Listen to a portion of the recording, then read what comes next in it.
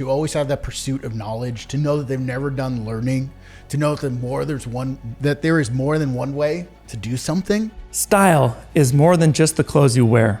It's the essence of who you are, and it's in everything you do. Discover it here and unleash your style beyond what you wear.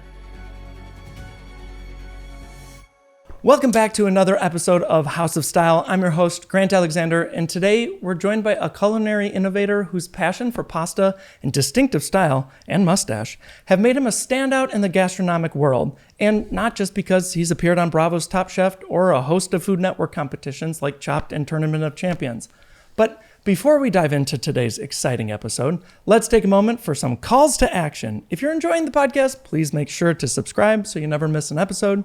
If you're watching on YouTube, hit that like button, leave a comment, and don't forget to subscribe to our channel. Whether you're listening or watching, like this, rate this, leave a review, do all the things. Share this episode with a friend or someone you think might enjoy it. Your feedback and shares help us create more content and reach more people. Now, let's get to the real reason why we're here. I am so excited to introduce our guest, Chef Joe Sasto. From cooking alongside his mother to captivating audiences on Top Chef, Joe's journey is a testament to how embracing your passion and unique style could lead to extraordinary success. We'll explore how his experiences shaped his culinary style, his rise to fame on television, and how he continues to innovate in the culinary scene. So, Joe, welcome to House of Style. I'm excited to have you here. Thank you for having me. What a wonderful introduction. You deserve it. I've been watching you for quite some time on TV. I'm Top Chef, your first, not All Stars, the original one was probably 6-7 years ago now. We filmed that 2017. Yeah. So yeah, that's a lot. We're growing on time on that right? one. You're making me feel old. Don't feel old, but you're doing awesome things. And I want people to kind of understand there are a lot of things in your path, in your journey that I think will resonate with a lot of people. Like, and we'll get into in a second, but not going to culinary school, making decisions like that and how you go about opening a restaurant and taking your career, in such a cutthroat industry, I think is really interesting. And I think viewers and listeners are going to find it awesome as well. So let's get into it. We'll start easy and let's go early on. Share your earliest memories of cooking. Earliest memories of cooking. One of the first things, the earliest memory of the thing I think I was allowed to cook on my own.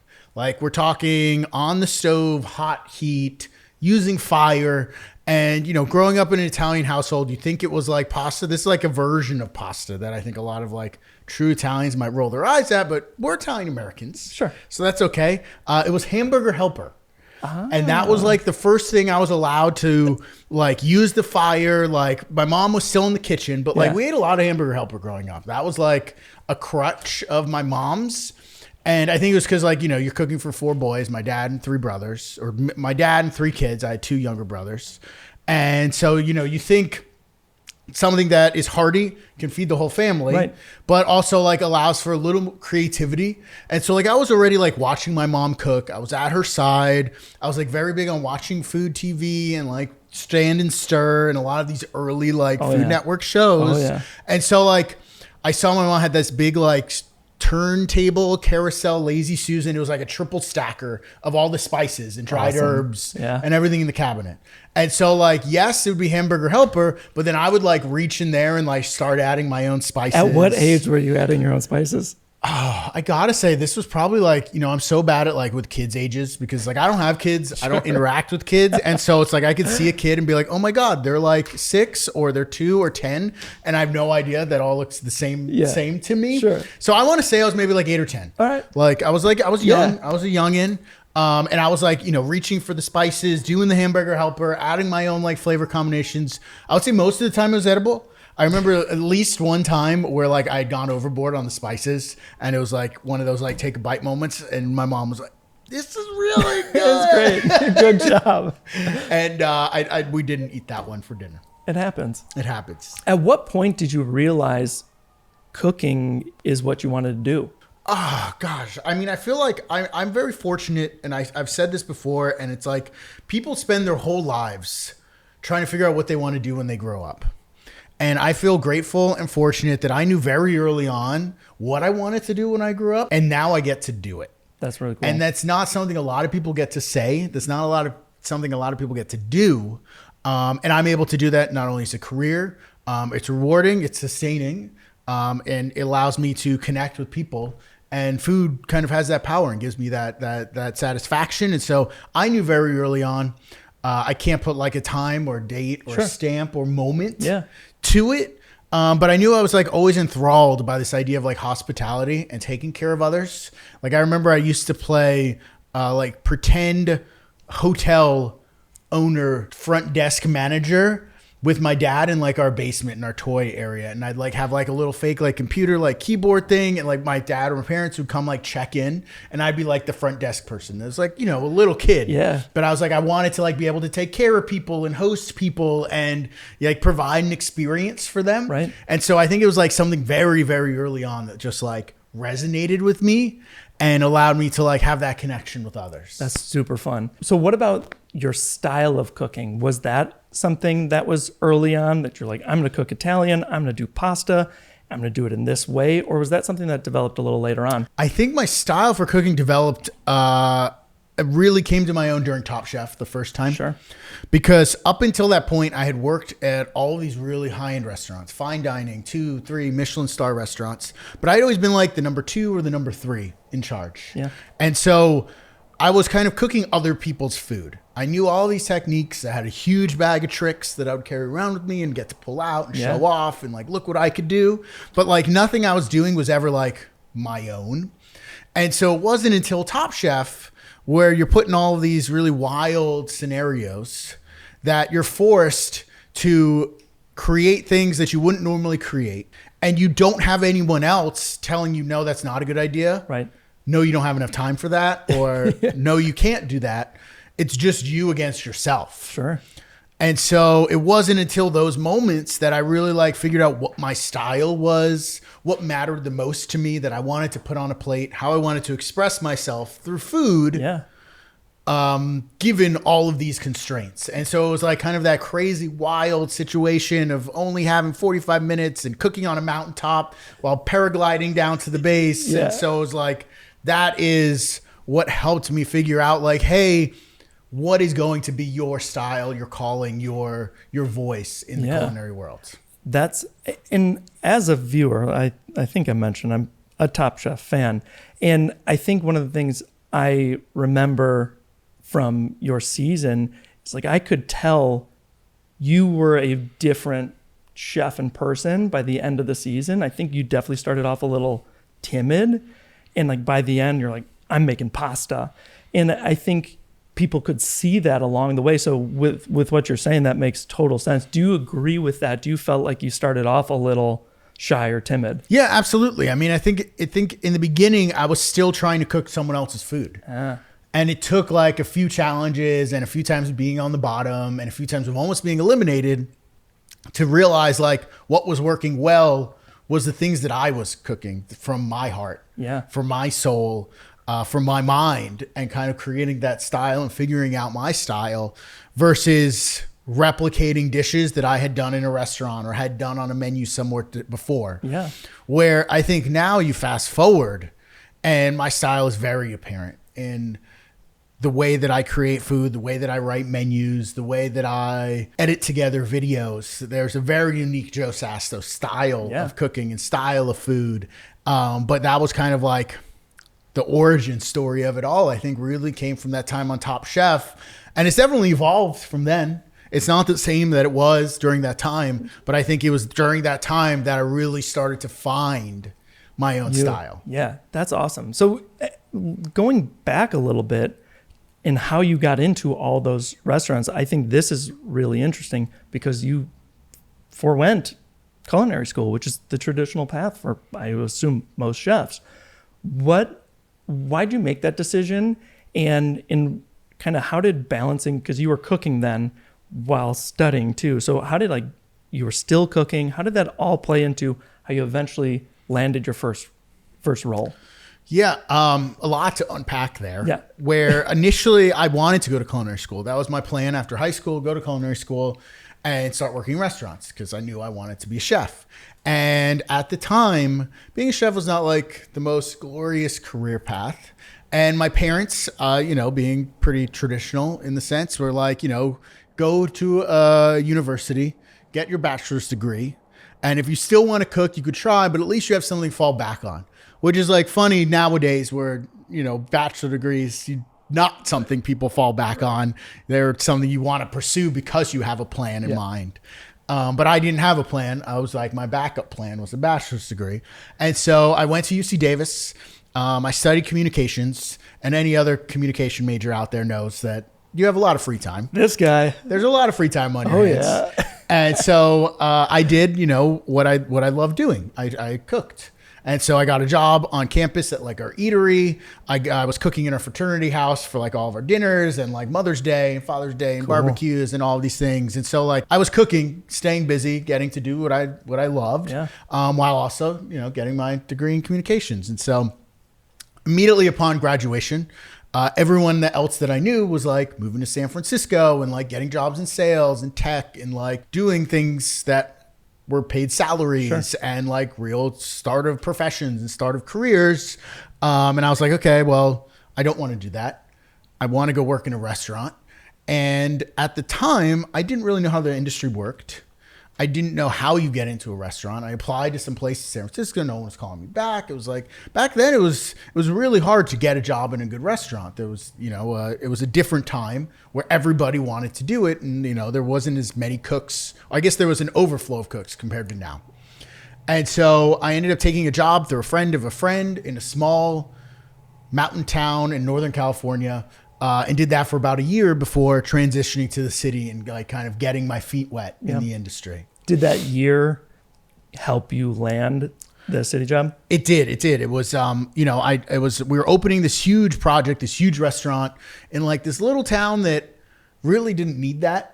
And so I got to see a lot of the things you're not supposed to do when running and opening a restaurant. Which is helpful. Which was helpful. Super helpful. Ways not to make chicken stock, not to make demi. Like a lot of shortcuts were used. And I was like, this doesn't seem right. But at least I'm seeing like how like you would do this in a not ideal scenario. But I was like, it made that itch and that the desire to learn even grow more because I wanted to learn the right way how to do it. I wanted to see how like traditional French sauces were actually made and like how fish were butchered like properly and like all of these things. And so it was through somebody that, an older chef that was there in the restaurant with me kind of like saw and took me under his wing and, did what I probably wouldn't recommend other people to do, but he was like, hey, let's lie on your resume. Let's say that you worked all of these places. You could put like my phone number, my house number, my work pager as all the numbers. Yeah. And if anyone calls me, I'll say you worked for me. I don't know if anyone actually called him, but it got me a job in one of like Michael Mina's restaurants, who's like, Michelin star chef, but like very well known. Great start, opened the door. And then, it all paid off. I knew I was in the right place at the right time where I think it was 6 months after I started, I went from line cook to junior sous chef.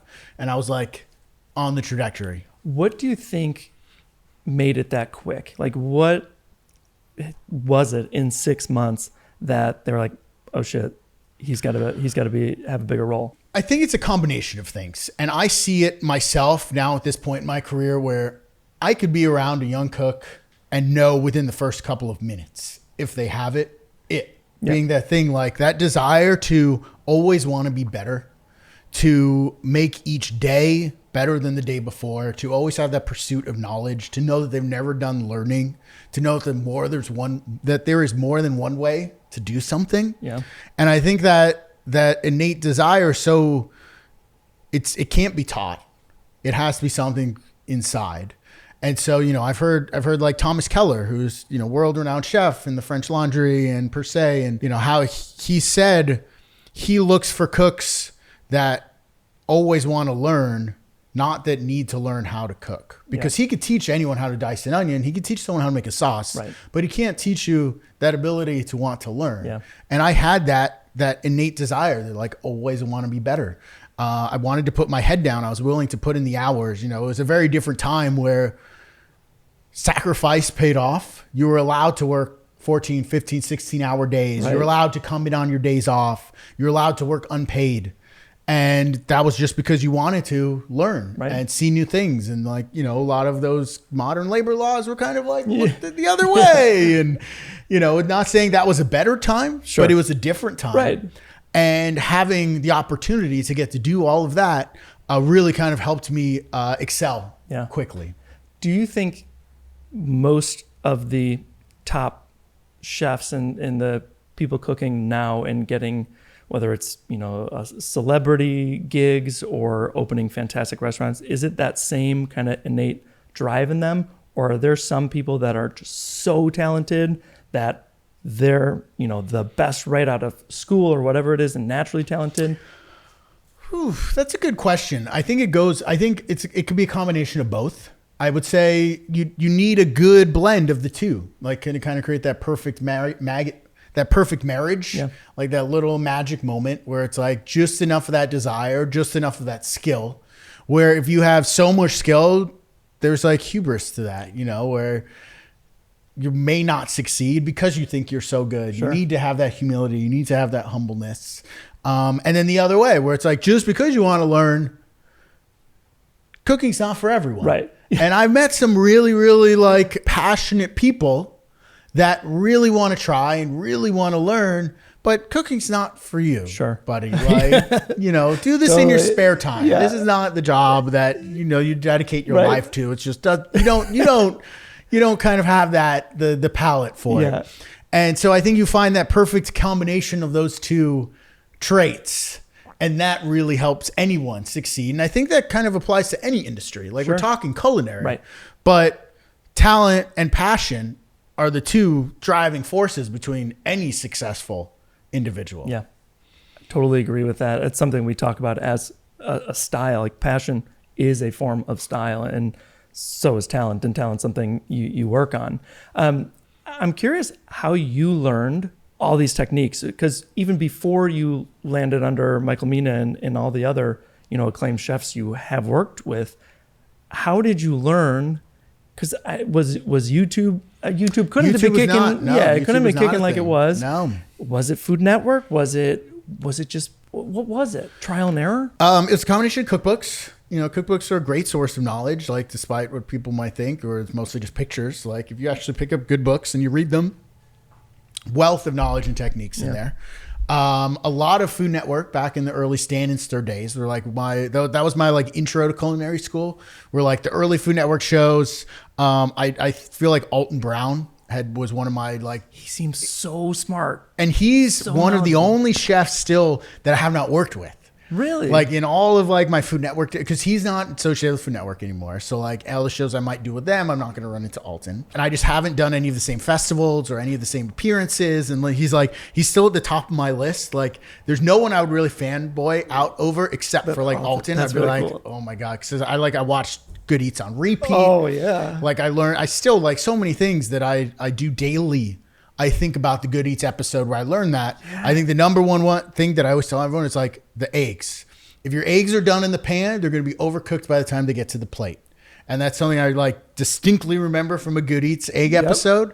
And that I still, every day when I make eggs, you undercook them in the pan so that way they're proper by the time they go to the plate. That's awesome. I learned that from a Gordon Ramsay episode I watched where he was yelling at somebody. He was like, and he was yelling the same thing. If it's already done, it's terrible. It's terrible. It's not going to be good. I think about that all the time. So you've worked under some pretty awesome chefs. How did working with them influence your style as it is now? I have worked for some really incredibly talented chefs and people, and I find myself in a unique position where I see a lot of these other documentaries or biographies or, how other chefs have come to light. And there's usually like that one mentor or a number of mentors that like they had that figure in their career that really helped guide and define them and define their style and define everything about them. And kind of, you watch Chef's Table or you watch any of these things and it's like, there's always that father figure or mother figure in their life that really helped drive their culinary style or voice. I never really had that. I worked for a lot of really talented people. No one that I really grew super close with. No one that I really like looked up to as like, this is the ultimate authority on anything. But a lot of people that just influenced me along the way. Really good leaders, really poor leaders, really strong leaders, really weak leaders. Kind of like I saw a good range. Yeah. And I think I was able to, through that process, pick and choose my favorite styles of leadership, my favorite styles of cooking, my favorite styles of managing, my favorite styles of kind of writing menus and putting together ingredients. And like, I was able to kind of fuse my own favorites of everything. And I think I still do that with my recipes today, even where if I'm looking for a recipe on something, people are like, how do you develop a recipe? How do you come up with something new? And it's like, a lot of times I'll just cook. But if I really want to like make a recipe that I've never done before, I look at 5 or 6 different ones on Google. Some people I know, some people I don't know. And I'll pick my favorite parts of all of them. Oh, I really like this idea with the egg yolks. Oh, that's cool. Like mix of flours. Yeah. Oh, this is a really interesting way to bake it. Oh, this person did it covered. This person did it uncovered. I'm going to try both and see which one I like better, you know? A/B testing. So, so there's a lot of that like influence of style from a lot of other people that allowed me to then like fuse and create and choose my own. That's really cool. So how would you describe your cooking style? I think the first and foremost, I always like to say my cooking style is fun. I think food and eating and cooking should be fun. Absolutely. Primarily, I mean, obviously delicious. We all want delicious food, but it should be fun. There should be a sense of nostalgia to it. I always like to think a lot of my dishes and food don't look like anything you've ever had before, but when you eat them, they remind you of something you may have had before. Yeah. And so it's like these past ideas, these past dishes, these past food memories brought back in a new light, repackaged in a new way. And so I always like to think that's my style. I really like to lean heavily on vegetables, kind of treat a vegetable like an expensive cut of meat or something like that. I'm not a huge on seafood personally. I don't see a lot of seafood playing into my style at all, but definitely vegetables, definitely meat, and obviously pasta being a very, very prominent medium. Yes. Jeff Morrow says that any sandwich can be a meal and any meal can be a sandwich. I think the same thing can be said about pasta. Any dish can be pasta and any pasta can be a dish. What made you think handmade pasta? That goes back to my time at Quince.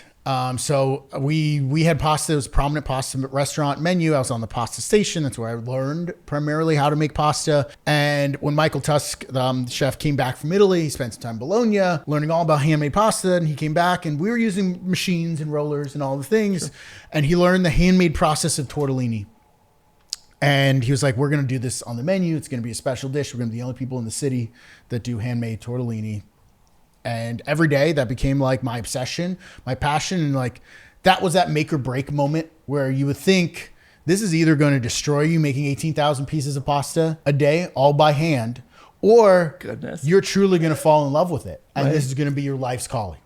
And, you know, fortunately that's the direction I went in, but I think that could have been that moment where, you know, it's not only hard on you mentally, it's hard on your body. You're standing there, you're hunched over the table, you're rolling out sheet after sheet after sheet of pasta dough. And then, you know, stressing out, trying to get all of this pasta dough made, all these little tortellini made before service.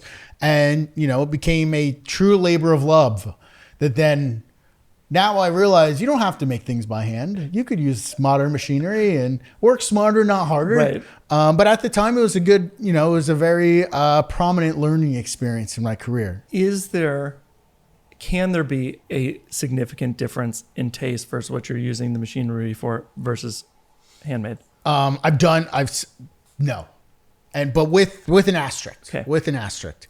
If you know how to use the machine and you understand what you're doing with the machine, you understand the dough, you understand the sheeting process, you understand what a mozzarella is doing when you roll out the sfoglia versus you understand what the machine is doing when you roll out the sfoglia.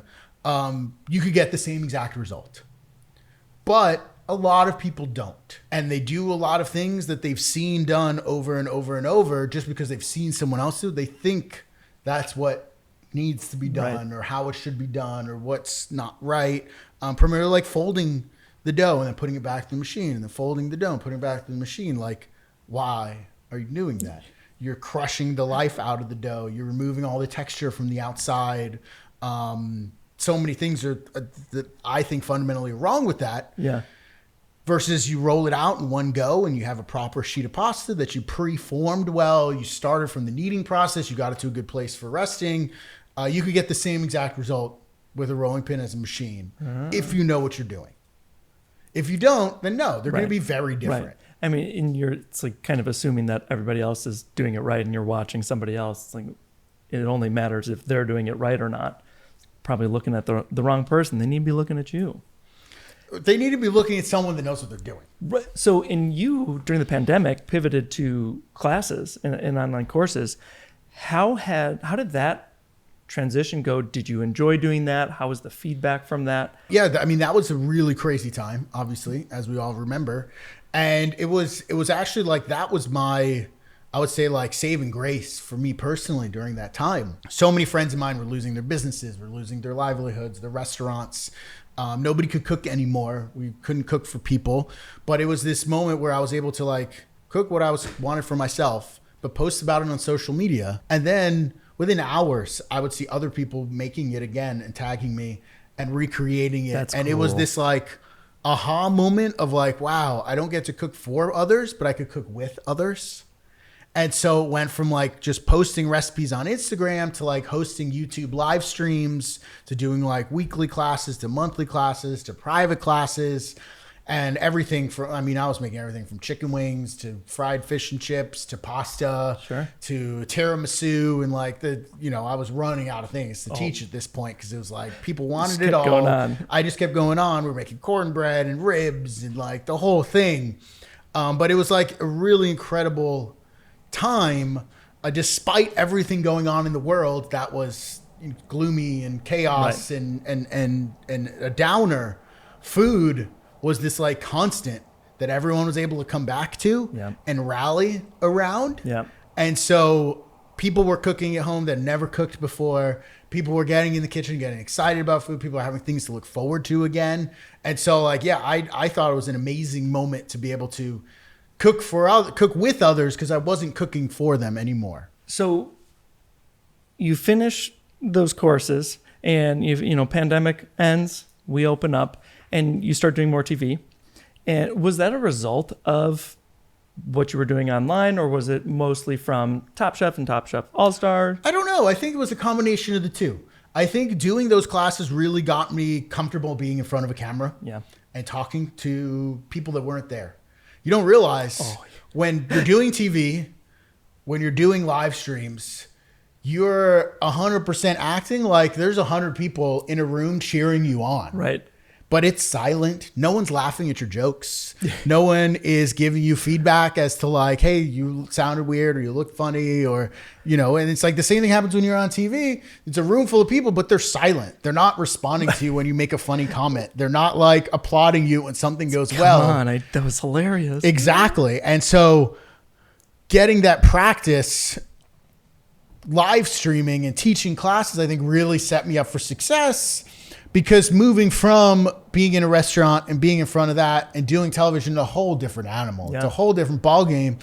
But, fortunately, I'd gotten an agent at that time. We started really kind of like leaning heavily into media and like working with brands and doing more appearances. And so that kind of then led to the world of television.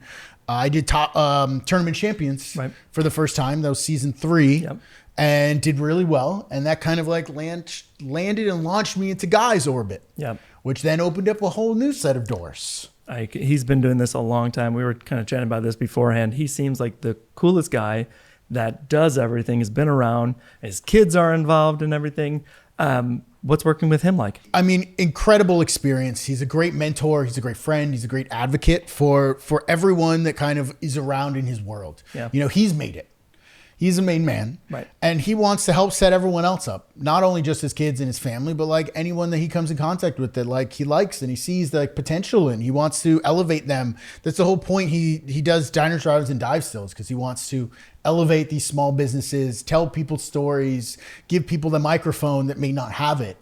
To be able to start succeeding and to grow and to kind of like give them an opportunity that maybe they wouldn't have had someone like him not come along.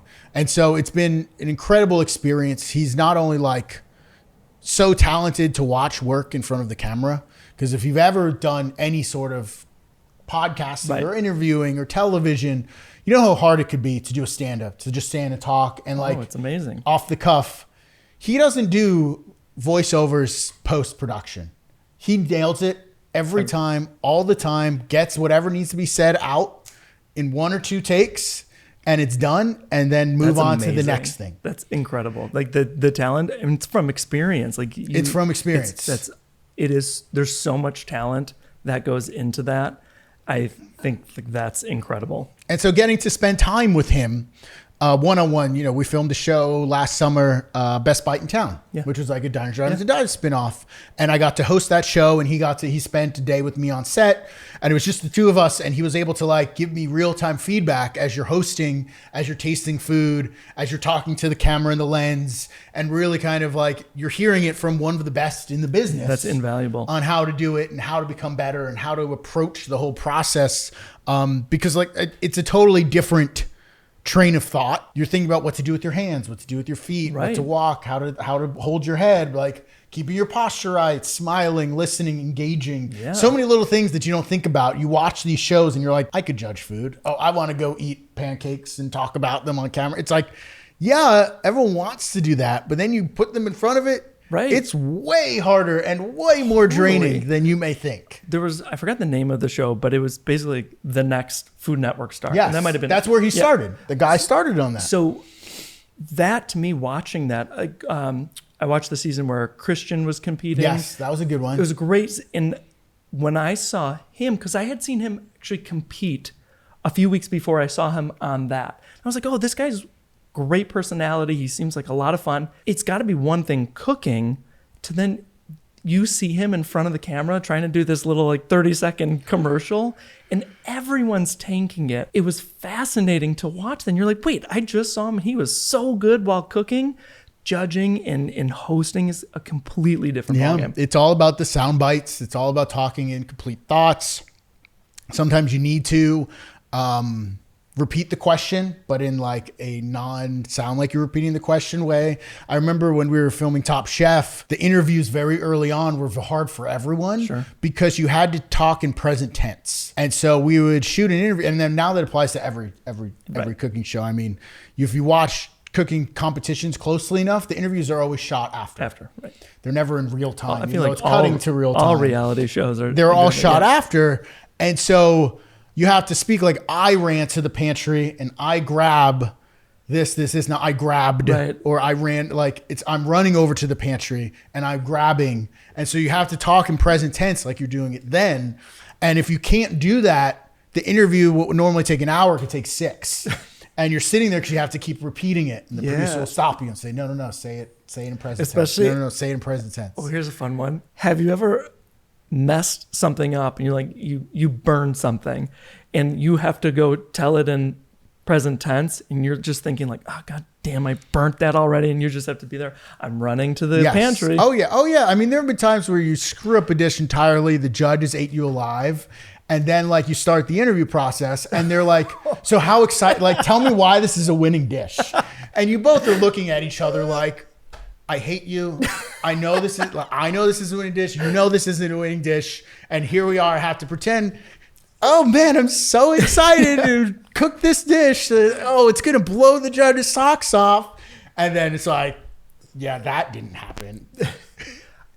That's awesome. I've always kind of wondered that. I'm like, you're all talking. Yeah, this has already happened. It's rough. It's rough when you lose. Sure. It's really fun when you win. Oh, I'm sure. How do those high pressure environments help you as a chef? And have they impacted your style at all? Or does you just go in with your style and kind of that's it? But like, how does that high pressure environment affect you? I think I definitely thrive in those high pressure environments where not everyone does. Sure. It really kind of like, they say pressure creates diamonds.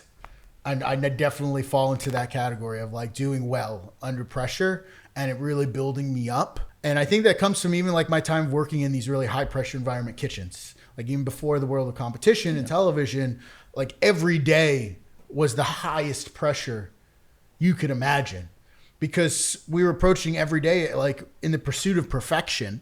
The diners coming to eat, yes, we've made this dish 100 times already, but it's their one and only time that they're going to get to have it. Sure. It needs to be the best that we've ever put forward, regardless of what's going on in our lives outside of work, regardless of what happened earlier in the day, what's happening after.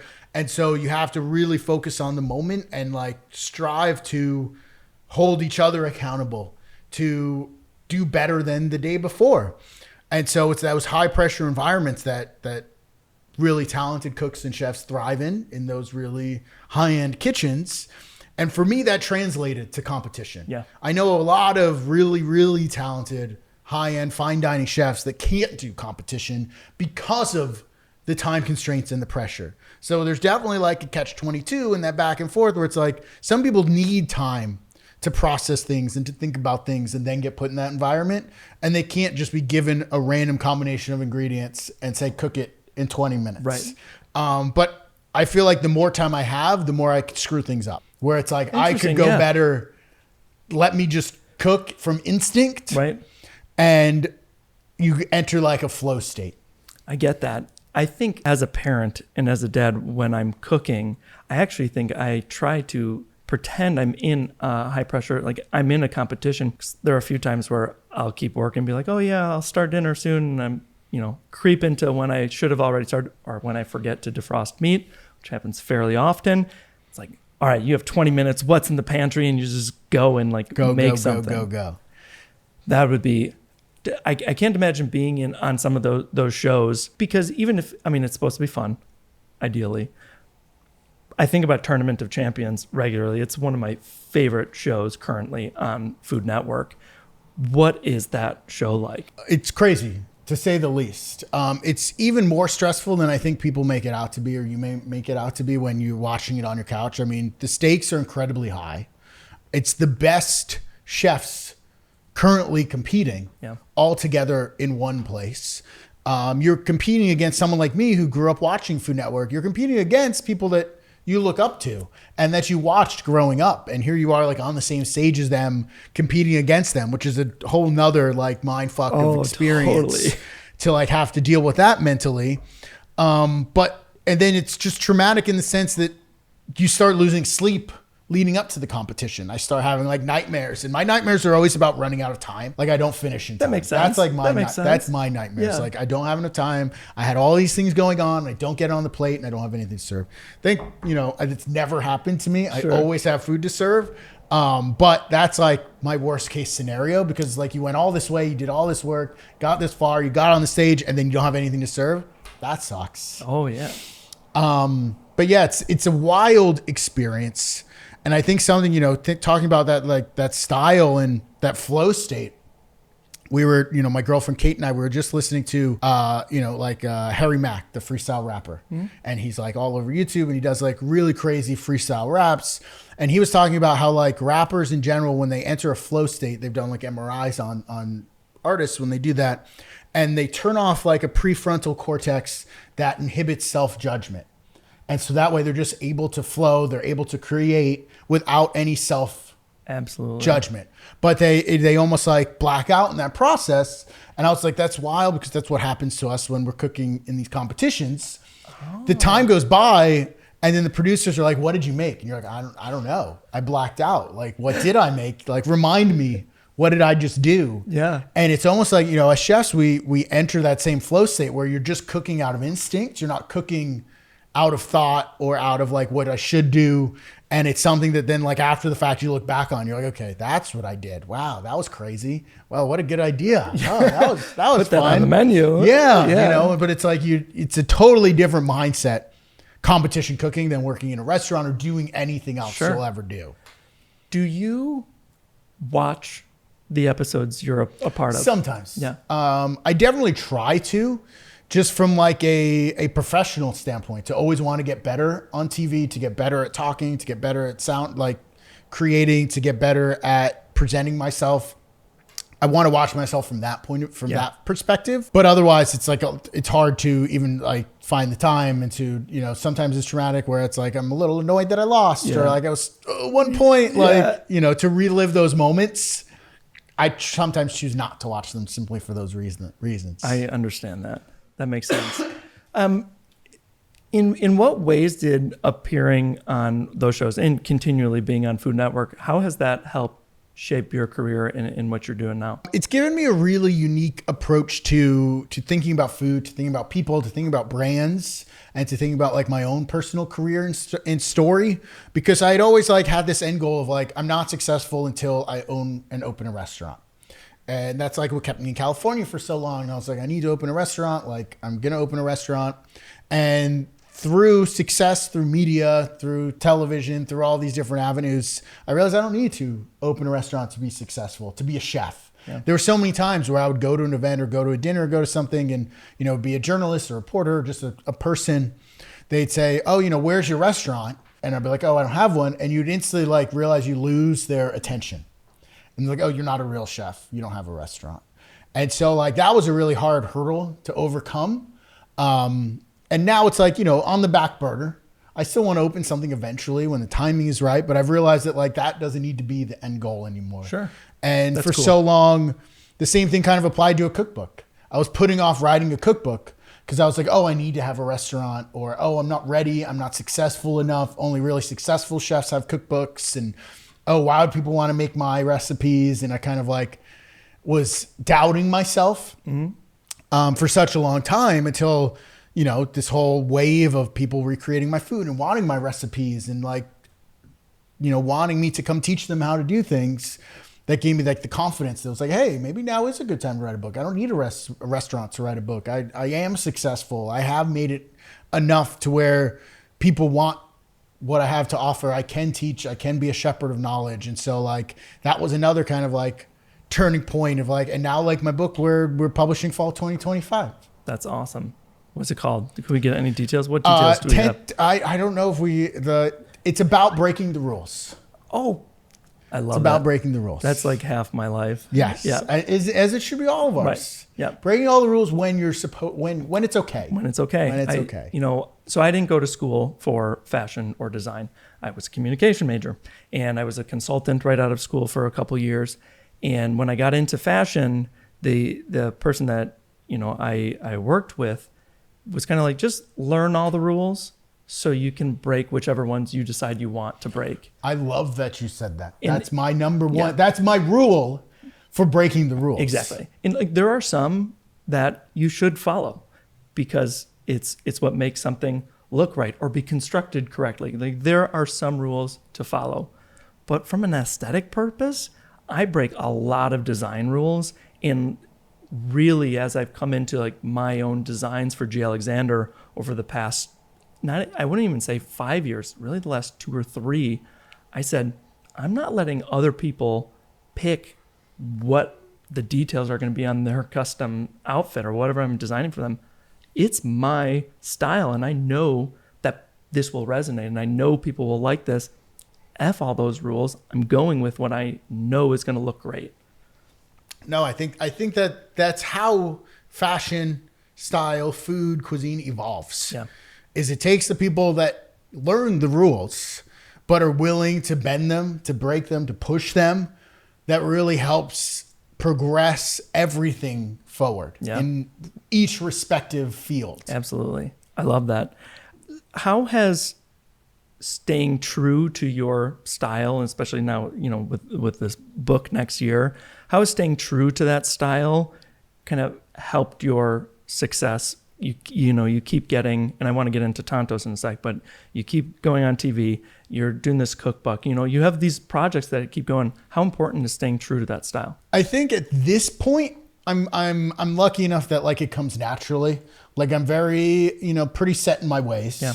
I have like my set of values. I have my set of beliefs. I'm not going to sell myself short. I'm not just going to take a paycheck just because someone's asking me to do something.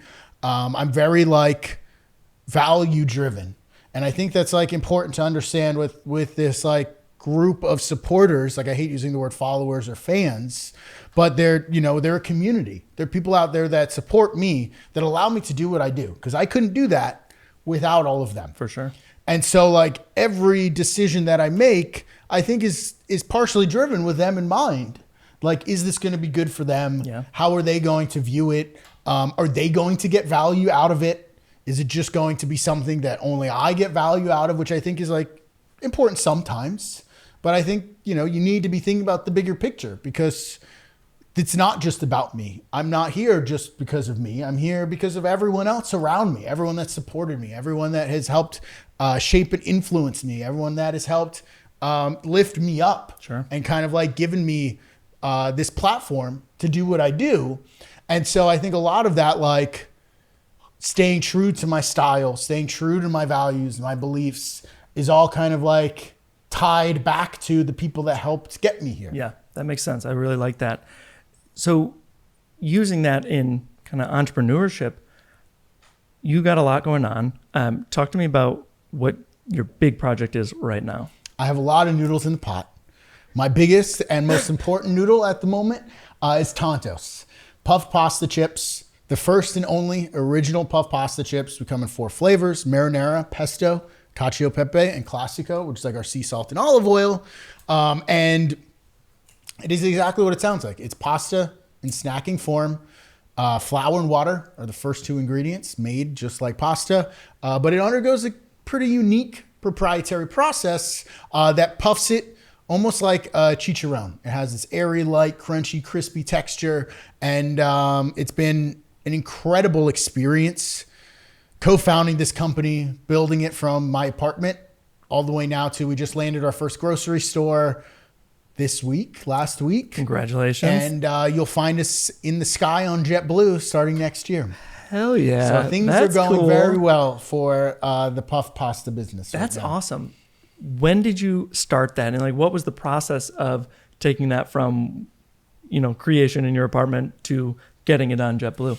I mean, it was started as a happy accident in the restaurant, working with overcooked pasta, drying it out accidentally, and frying it in the deep fryer because I like fried things. Who doesn't? Sure, right. And so I saw this and I was like, this is a combination of my 2 favorite food groups, pasta and nachos.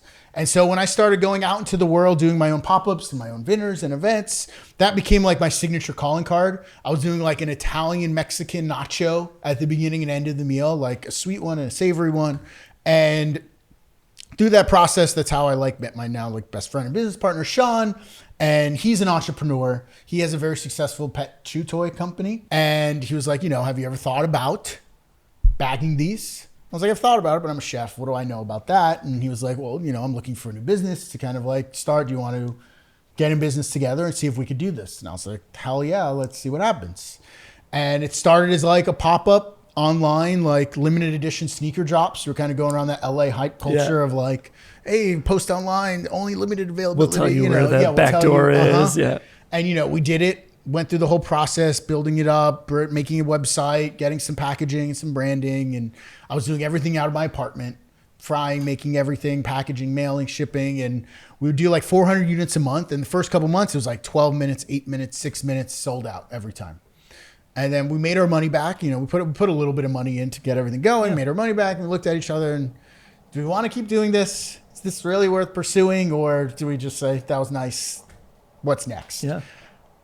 We decided to go all in, get investors, build a supply chain, get a PR firm, get a proper design and branding team, build a brand identity, and so many things that now, as an entrepreneur, I have gone through this ideation and creation process multiple times now with different businesses and different ideas. And I have a frozen pasta line named Rippy coming out next year. Awesome. And so that'll be in grocery stores and all of these different things that I think now is this entrepreneurial spirit has become part of my style.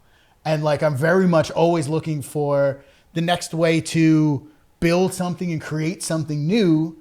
I think partially because I don't have a restaurant, I don't have a brick and mortar. Sure. And all of these things are ways for people to have a piece of me, to try some of me, to see my style, to try my food without having a place to come do that. Right. And so I've kind of created, I think, a new realm for chefs and for creatives where I felt like I was very much at the forefront of social media in the chef world. And now I'm one of the very few chefs kind of creating a packaged good that people can eat and enjoy. And so it's it's a fun, crazy, incredibly difficult experience, but one that I'm constantly learning and looking to improve upon every day. That is awesome. It sounds like a different kind of playbook or cookbook. Yes. There you go. You can use that one. I was going to ask if you felt like the entrepreneurship side, and because there are challenges. I say all the time, entrepreneurship can be a very lonely space. 'Cause when your idea is not out there and the world doesn't know about it, and you get a lot more no's than yeses, that is tough. And my question was, does that take away from your you want to be in the kitchen, like your cooking is what also makes you happy. Did you ever find yourself being like, I just want to go back to cooking, this business stuff, and this isn't for me? No, I think I'm able to balance the two, because I get what you're saying. And yes, the cooking is my happy place, and it kind of keeps me grounded and connected and rejuvenated. And so there's so much stress in the entrepreneurial world. And they say, especially I'm sure this applies to other industries, but especially in the food and restaurant industry, the more successful you become and the higher up you go, the less cooking you actually do. Sure.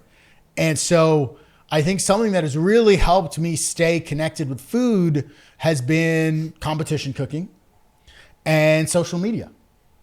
And so even though I'm at home and I'm making lunch or making dinner for Kate and I, filming it, cooking it, and having that be part of my brand identity, part of my brand voice, and my style and everything that I do, has allowed me to stay connected to food and connected to cooking, and still build your presence, build the business up, not lose that connection, and not lose that touch to food that really got me in love with the whole business in the beginning. Yeah, that's really cool. How do you see your kind of culinary style evolving, or your new brand, your new cookbook, and everything you have going on, this new realm evolving over time? I don't know how. If I knew how it was evolving already, I feel like then I'd be able to push to get there even faster. Sure. So it's kind of one of those, I'm very much go with the flow kind of person.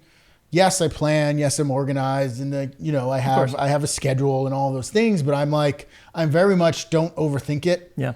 Let's just see what happens. Don't worry about the past or the future. Focus on the present. Yeah. And so something it's hard. Pops up.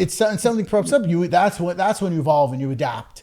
And I think that's what I've always been good at. Yeah. Is when something happens, how you approach and attack and resolve that issue, or that roadblock, or that thing that has come up, versus worrying about it before it's even there. Yeah, I love that. And so I think instead of looking at it from a what's next, what are your goals moving forward for yourself? Doesn't have to be for the brand, could be for you personally, professionally. I definitely still want a brick and mortar place for people to come eat my food. Ideally some sort of fast casual, multiple locations, so it's not just in one place. Mm-hmm. I want to host a show to be able to share stories, share food, bring people together. And then obviously I want to see Tantos and Rippy just continue to grow and become household names, because it's always one of those things where it's everybody knows Doritos, Cheetos, and Fritos. Today is the day that they remember they learned about Tantos. It blew my mind to learn that there weren't already puffed pasta chips.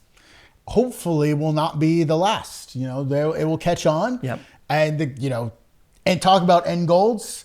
Frito-Lay, you out there listening, you want to give us an offer and speed up the next 5 years. We're here for There you go. We'll hit up. We'll make sure to tag Frito-Lay. We'll get them.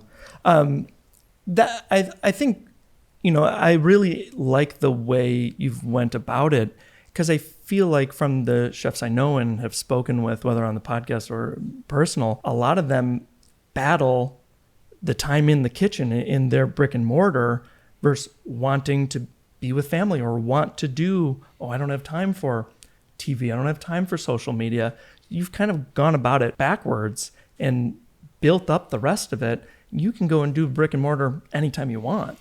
Yes. And I think that's definitely intentional, but also lucky that was able to go that route. Sure. Because a lot of times you have to do the brick and mortar first. But I think I found myself at the right place at the right time, surrounded by the right people, to be able to have the right mindset and the right drive and passion. Because it's yes, in this day and age, it's easy for the next generation or anybody out there that's coming into this world to be that instant gratification. Oh, I want a million followers. I want to be, I want this, or I want that. But forget that I spent 10 plus years missing every holiday, missing every birthday, missing every weekend, putting in all of that time, not having days off in order to get to this point. Right.